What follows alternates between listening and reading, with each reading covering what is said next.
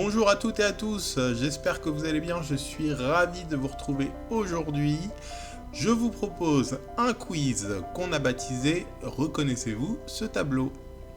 C'est une proposition que je relaie d'Annick du club Richard Lenoir, un grand merci à elle. Allez, c'est parti, amusez-vous bien.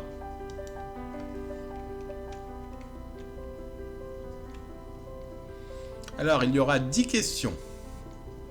10 secondes pour répondre à chacune d'entre elles et un point par bonne réponse.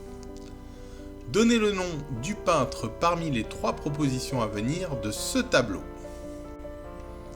Alors, est-ce qu'il s'agit d'El Greco, de Titien ou de Bruegel l'Ancien? 10 secondes.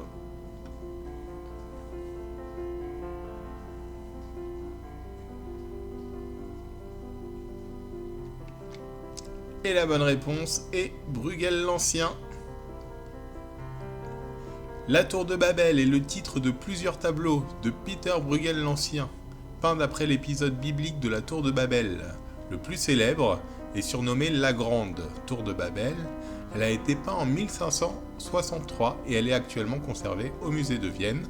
C'est celle-là, la Grande Babel. Allez, on passe à la question numéro 2. Donnez le nom du peintre parmi les 3 propositions à venir de ce tableau. Je vous propose El Greco, Léonard de Vinci ou Michel-Ange. Vous avez 10 secondes.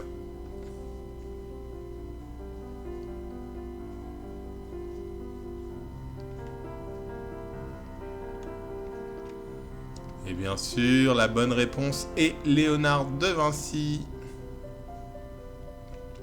La Joconde ou le portrait de Mona Lisa est un tableau de l'artiste Léonard de Vinci réalisé entre 1503 et 1506 ou entre 1513 et 1516 et peut-être jusqu'en 1519. Elle représente un portrait mi-corps, probablement celui de la Florentine Lisa Gherardini, épouse de Francesco del Gigondo. Allez, on passe à la question numéro 3.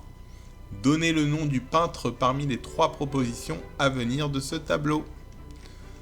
Je vous propose Gustav Klimt, Piet Mondrian ou Egon Schiele. 10 secondes, à vous de jouer.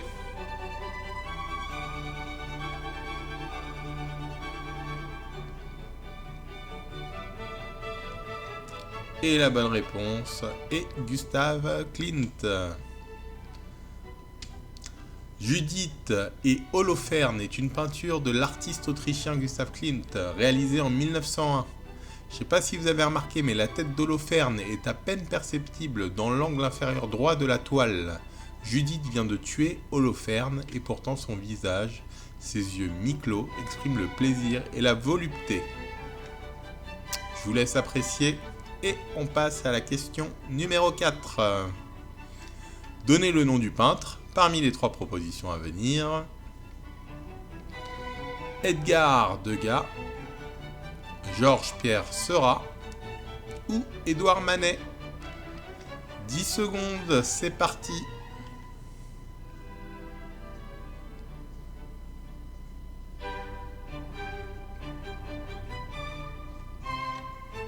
Et la bonne réponse est Edgar Degas. Dans un café, c'est le nom de la toile. Elle s'appelle aussi l'Absinthe.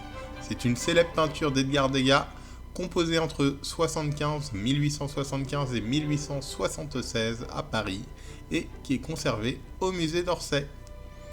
Nous passons à la question numéro 5. Comme d'habitude, parmi les 3 positions, qui a peint ce tableau?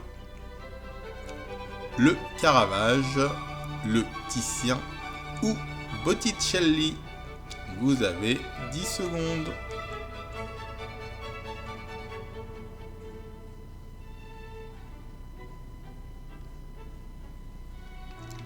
Et la bonne réponse est Botticelli. La naissance de Vénus est un tableau majeur de Sandro Botticelli, peint vers 1484 ou 1485 et est conservé à la Galerie des Offices. Je ne sais pas si vous avez vu, Mélissa nous a proposé une visite virtuelle sur le blog de la Galerie des Offices. Si vous avez loupé ça et que cette toile vous intéresse et d'autres tableaux, n'hésitez pas à voir sa proposition de visite qui est très intéressante. Ce tableau a été peint selon la technique de la tempera. C'est une technique qui est faite grâce à du jaune d'œuf. En fait, elle permet, si vous voulez, de lier les pigments. On passe à la question numéro 6. Donnez le nom du peintre parmi les 3 propositions à venir. Gustave Courbet, Théodore Géricault ou Eugène Delacroix. 10 secondes.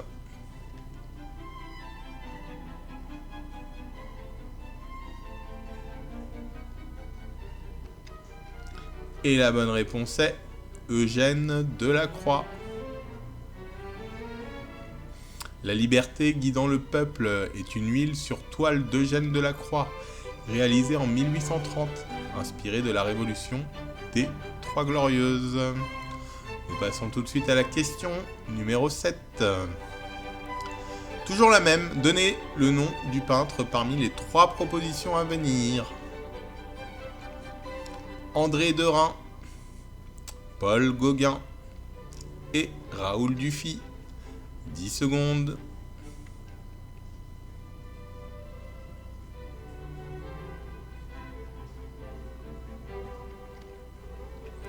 Et la bonne réponse est Paul Gauguin. Alors, Paul Gauguin, en quête des traces d'un mode de vie primitif, Gauguin effectue un premier séjour à Tahiti à partir d'avril 1891. Là-bas, il s'inspire de ce qu'il voit, mais également de contes locaux ou d'anciennes traditions religieuses pour représenter des scènes imaginaires.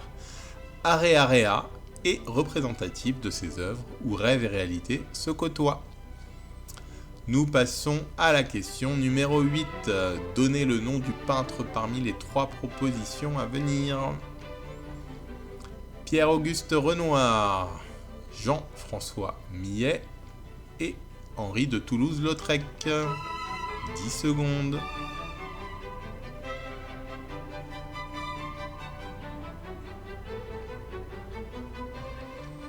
Et la bonne réponse est Henri de Toulouse-Lautrec. La danse au Moulin Rouge, également appelée Au Moulin Rouge, est un tableau peint en 1890 par Henri de Toulouse-Lautrec. Il est conservé au Philadelphia Museum of Art à Philadelphie. On passe à la 9e question. Donnez le nom du peintre parmi les 3 propositions à venir.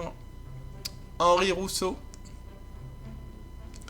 Joan Miro et Séraphine. Vous avez 10 secondes.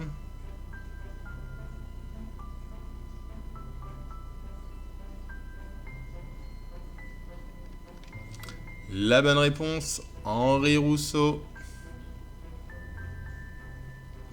Le combat du tigre et du buffle. Rousseau a présenté ce tableau pour la première fois au public lors du 13e Salon des Indépendants. Il a tenté ensuite de la vendre au maire de Laval, sa ville natale, mais sans succès. Elle échut en fait dans la collection privée d'un marchand de charbon parisien, où elle resta jusqu'en 1924, lorsqu'elle fut redécouverte par le critique d'art Louis Vauxhall. 10e et dernière question, donnez le nom du peintre parmi les 3 propositions à venir. Marc Chagall, Paul Gauguin ou Henri Matisse. À vous de jouer, 10 secondes.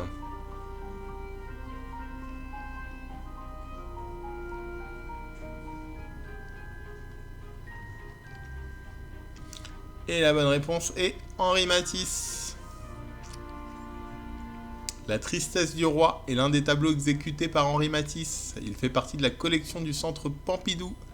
La simplicité des formes et l'exubérance des couleurs, bien que d'une palette chromatique limitée, en font un bon représentant de l'art de la période fauviste. Merci à tout le monde d'avoir joué avec moi sur ce quiz sur la peinture. Merci à Annick de nous l'avoir proposé.